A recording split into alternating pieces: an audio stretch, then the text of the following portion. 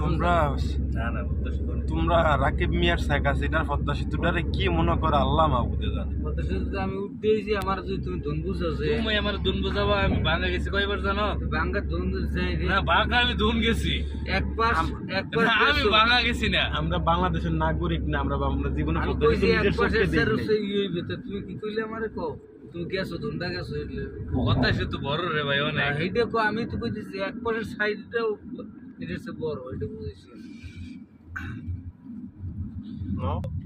মানে নদীর চুরি জল লাগতো না।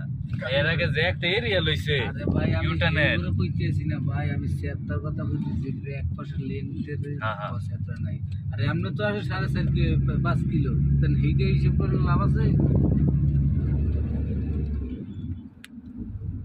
এদিকটাই সুন্দর লাগে জিনিসটা। কেবল দিছে নাকি?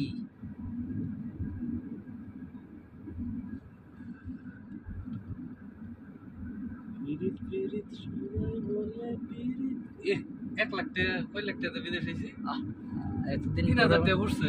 এতদিন পরে মনে হলো জাপানের ক্যাটাগরি জাতীয় একটা বিদেশের জিনিস দেখলাম। হাসান ভাই 3,000 টাকা ওষুধ লইল আজকে। ও খেলা কম করে